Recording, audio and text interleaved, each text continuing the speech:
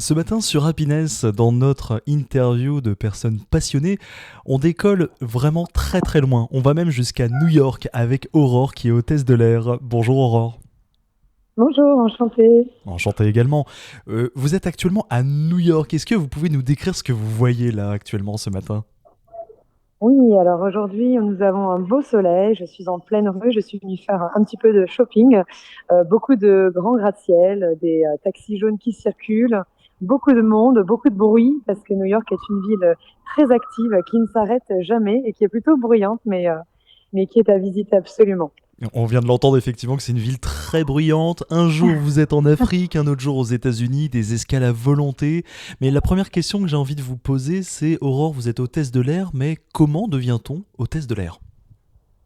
Alors, c'est très simple. Au test de l'air, on demande tout d'abord un niveau bac, hein, donc c'est la base. Ensuite, il vous faut préparer ce qu'on appelle le CCA, le Cabin Crew Attestation, parce que c'est une licence qui va vous permettre de voler. Je dis toujours, c'est un peu comme un permis de conduire. Vous allez avoir une partie théorie, donc à l'écrit, avec une certaine moyenne à obtenir, puis une partie pratique où vous allez évoluer en piscine, éteindre un feu, des choses qui vous préparent à l'avion. Et une fois que vous avez ce CCA, il vous faut également travailler vos langues, hein, bien évidemment. L'anglais est absolument primordial. Passer un test de niveau, notamment le LILAT, par exemple, qui va évaluer votre niveau de langue. Et ensuite, il vous restera qu'à pratiquer, à postuler, pardon, en compagnie aérienne. Ça, c'est pour les compagnies aériennes françaises, hein. Les compagnies étrangères ne demandent pas cette attestation.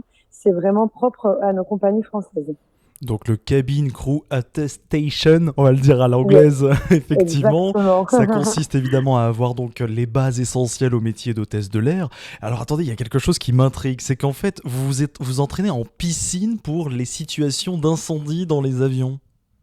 Non, alors on s'entraîne en piscine. Pourquoi? Parce qu'en cas d'évacuation sur du maritime, on va avoir des canaux de sauvetage à mettre en place.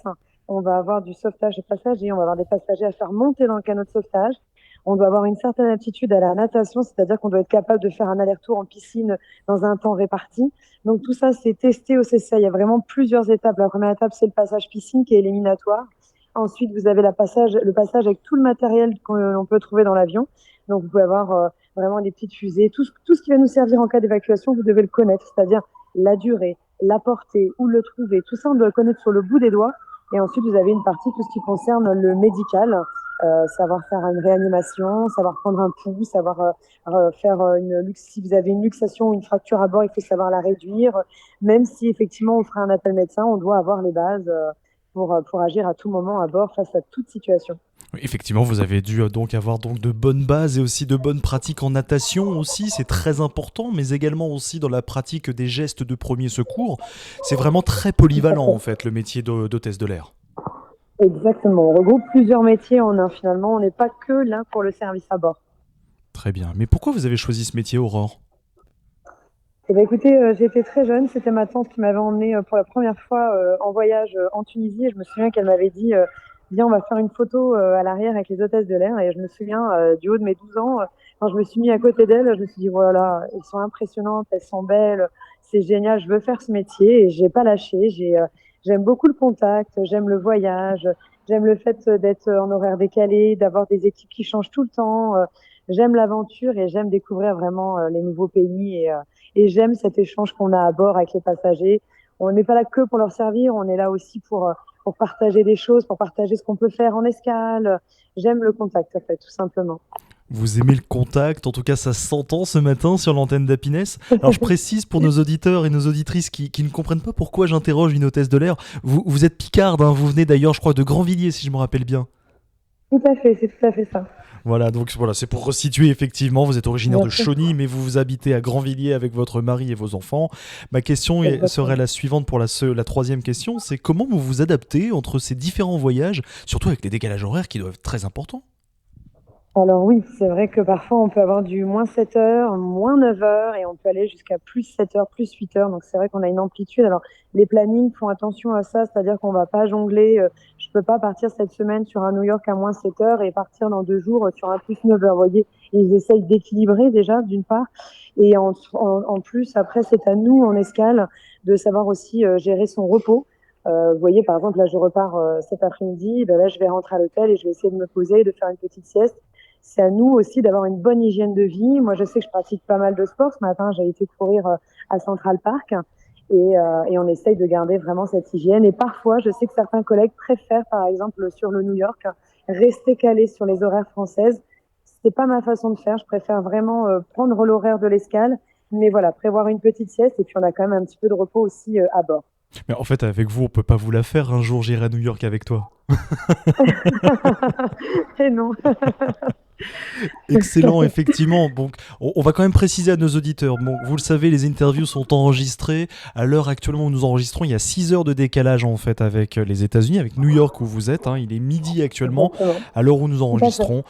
Pardon en tout cas pour les auditeurs, vous entendez ce matin, mais cette interview est enregistrée évidemment. Alors, les hôtesses de l'air aussi font partie de ces métiers où c'est très connoté féminin, mais il existe aussi des hôtesses de l'air au masculin. Oui, bien sûr, on a énormément de stewards. Effectivement, à la naissance du métier, c'était des infirmières qu'on avait essentiellement à bord. Puis petit à petit, ça s'est démocratisé. Et effectivement, on a beaucoup de stewards à bord. Et d'ailleurs, heureusement, parce que parfois, on a des situations un peu plus compliquées, un peu plus difficiles, on va dire, à gérer. Et on est bien content d'avoir la jante masculine à nos côtés pour nous aider aussi. Effectivement, bon après, on sait très bien que les femmes sont très fortes aussi, elles peuvent s'en sortir aussi face à des situations délicates, mais évidemment, Évidemment. il est important qu'évidemment le personnel masculin est à disposition aussi dans ce genre de cas. Votre Tout à métier, il est fait. aussi essentiel, donc on en parlait à l'instant, de la gestion et de la vie à bord dans un avion, mais comment vous anticipez les possibles réclamations ou risques à bord? Eh ben, écoutez, j'ai envie de vous dire, on est préparé, on est formé tous les ans à multiples évacuations, multiples problèmes, multiples risques que l'on pourrait avoir à bord. On s'appuie vraiment sur le savoir-faire qu'on a grâce à ces diverses formations. Et puis, au fil des années, on acquiert des compétences qui font qu'on arrive à réagir, j'ai envie de dire, presque à toute action à bord. C'est vrai qu'on a des choses qui sont non prévisibles, un accouchement, un décès à bord, effectivement. On gère au cas par cas, mais c'est vrai qu'on a une formation qui est quand même solide et qui est revue tous les ans, qui remet vraiment à jour nos connaissances et qui nous permet d'être efficace lors de ces situations. Oui, j'allais vous le dire, en fait, vous êtes constamment, on va dire, remis à jour sur le plan des formations. Tout à fait. Exactement, oui. Et est-ce qu'il y a vraiment des formations maintenant qui sont peut-être plus importantes que d'autres comparées à ce que nous pourrions faire auparavant? On a dû, on a modifié un petit peu effectivement parce que, comme je vous dis, on a parfois des passagers un peu plus difficiles à gérer à bord. Donc c'est vrai de ce côté-là, moi quand j'ai commencé il y a maintenant 12 ans, on n'avait pas ce type de formation à bord, on avait moins ce genre de problème. C'est vrai qu'à l'heure d'aujourd'hui, on a parfois face avec le problème des réseaux aussi. Malheureusement, les choses sont filmées à bord, donc ça prend tout de suite une ampleur qui est multipliée. Donc c'est vrai qu'on a une formation qui est un peu plus accentuée là-dessus, mais encore une fois, c'est une fois tous les, vous voyez, on a tellement de vols. Moi, ça va faire 2 ans maintenant que je suis sur long courrier. Je croise les doigts, j'ai encore rien eu de ce style-là, mais c'est vrai que ça peut arriver et que ça arrive en tout cas plus souvent qu'avant. Oui, vous dites que ça fait 12 ans que vous faites ce métier, c'est depuis l'âge de 12 ans également que vous êtes admiratif face au métier d'hôtesse de l'air. Le numéro 12 en tout cas pourrait être porte-bonheur pour vous, si j'ose dire. Oui. Il y a aussi quelque chose quand même qui pourrait être intriguant, alors c'est peut-être une question un peu bête, mais je vais vous la poser quand même. L'idée de filmer par exemple ou d'utiliser son téléphone portable en avion, est-ce si dangereux que cela? Il limite maintenant, il limite. On fait d'ailleurs une annonce qui stipule qu'il n'est plus autorisé de filmer parce que c'est diffusé sur les réseaux. Et effectivement, avec la puissance des réseaux sociaux maintenant, on évite. En tout cas, le personnel n'a pas lieu d'être filmé, en tout cas à son insu. Avec un accord, pourquoi pas, mais il y a des choses dans l'aérien qui sont très strictes, très respectées. On ne peut pas filmer ce qu'on veut et n'importe comment, en tout cas, ça c'est sûr. C'est important effectivement de souligner qu'il n'est évidemment interdit de filmer qui que ce soit dans un avion ou ailleurs, de toute façon, sans le consentement de la personne.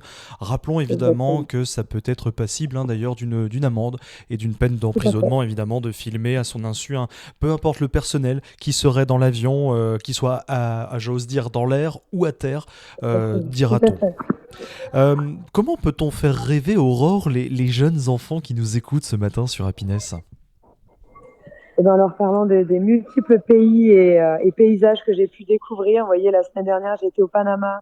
J'ai eu la chance de partir en pirogue et d'aller visiter un village d'indigènes où justement j'ai eu la rencontre d'enfants qui n'ont rien, qui jouaient avec absolument rien, des bouts de bois et des cailloux. Mais leur sourire en nous voyant arriver, c'est plein de bonheur, c'est plein de nouveaux paysages, plein de choses à découvrir. Le monde est fabuleux et je leur souhaite de pouvoir voyager un maximum parce que c'est tellement enrichissant et tellement bénéfique. On ne peut que rêver en imaginant voyager à travers le monde. Mais c'est tellement enrichissant et vraiment réjouissant de pouvoir voyager à travers le monde, c'est ce que vous venez de dire à l'instant. Même moi, il y a quelque Tout à chose fait. qui me passionne vraiment, si j'ose dire, c'est qu'en fait, le monde, la Terre, vous semble un peu plus petit, puisque maintenant vous êtes prête à aller du bout du monde pour aller pour votre C'est métier. vrai. C'est vrai que j'ai pas la même relation à la distance. Je vois mes parents reviennent de Shanghai. Mon père, il me dit, mais c'est l'autre bout du monde, Shanghai. Et en fait, nous, comme on travaille à bord, comme on est habitué à faire ces trajets, on a plus cette notion de long voyage. On y va, vous voyez, je viens à New York un petit peu comme j'irais faire mon shopping à Amiens ou à Beauvais parce que bah, je connais New York un peu comme ma poche et quand j'arrive ici, je suis comme à la maison. C'est formidable ça, parce que en plus vous me dites tout à l'heure que vous courez, normal vous faites du sport, ça c'est tout à fait logique, peu importe si vous Oui, en faites ou pas, mais vous courez à Central Park, vous êtes, oui, je suppose, la description que vous faites, vous êtes peut-être à Manhattan ou à Broadway ou dans un quartier en tout cas de New York des plus emblématiques. exactement, c'est ça. Ah ça fait rêver franchement, mais franchement là vous nous C'est faites ça qui est rêver là magique, Aurore. hein. C'est Oui. ça qui est magique. Mais oui, c'est ça qui est magique dans ce métier, c'est que on fait des choses incroyables. On fait des choses incroyables. Et on va garder un petit peu de magie d'ailleurs. Une question un petit peu personnelle et je m'en excuse d'ailleurs Aurore. Je sais que vous avez des enfants, mais est-ce que vos enfants sont-ils curieux quand même d'en connaître davantage sur votre métier? Bien sûr, mes enfants sont curieux. Mon premier, qui a actuellement 10 ans, a d'ailleurs voyagé au mois d'août pour la première fois seul avec maman. Je l'ai emmené justement à New York et c'était fantastique. Il a pu vraiment voir ce que maman faisait à bord, même s'il est habitué à voyager avec moi, mais d'habitude en tant que passagère avec lui. Là, il a vraiment vu l'intérieur, le métier et il baigne dedans depuis tout petit, hein. Et d'ailleurs, le petit dernier adore jouer avec ses avions. Il me dit qu'il va être pilote plus tard, donc c'est tout ce que je lui souhaite. C'est dingue quand même cette destinée en tout cas. Votre dernier qui va finir pilote, vous êtes hôtesse, vous emmenez vos enfants en voyage. J'ai envie de dire les voyages forgent la jeunesse tout simplement. Et franchement ce matin sur Happiness, bah Aurore, on est parti à New York avec vous. Eh ben super, eh ben je suis contente, hein, c'est super, hein. Merci beaucoup en tout cas Aurore. Mais avec plaisir, bonne journée à vous. Bonne journée à vous aussi. Sachez que cette interview, Merci. vous pouvez la retrouver en podcast où vous voulez, à l'heure que vous voulez et quand vous voulez, même avec un jet lag de 6 heures, avec un jet lag, pardon, un décalage horaire avec évidemment les États-Unis. C'est sur happinessradio.fr que ça se passe.